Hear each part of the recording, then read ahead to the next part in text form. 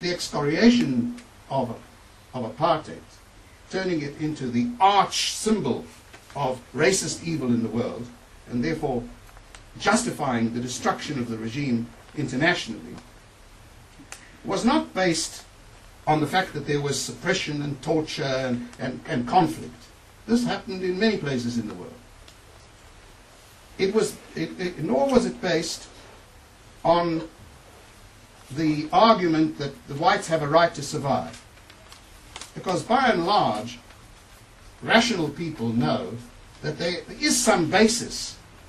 If you have actually an objective zero-sum situation, and it's either dominate or be dominated, then there is some extenuating justification, at least, for the continued domination of the one group as against the other. The precondition for that to change is that there be some negotiation, and the group that is dominated gives some willingness or assurance that it won't dominate in turn as a result of a negotiated settlement. When that happened in South Africa, apartheid ended. That's the historical fact. So it was not on that the hatred and the universal condemnation of the whites of South Africa through the apartheid policy took place. But it was the racist basis for the systematic discrimination, separation, and so on that took place.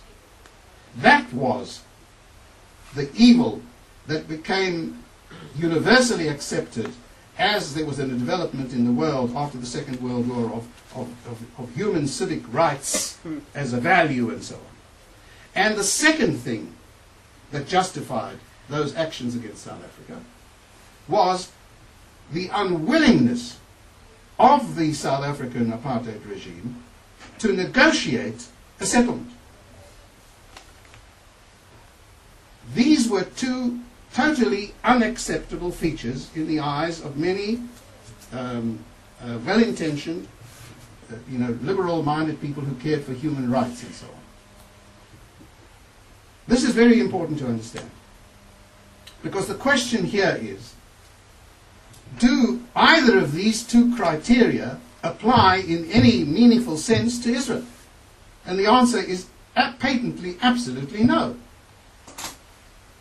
There is no racist basis to the conflict that has developed here, and it cannot be said that the Jewish population and its governance in Israel rejects the idea of a negotiated solution.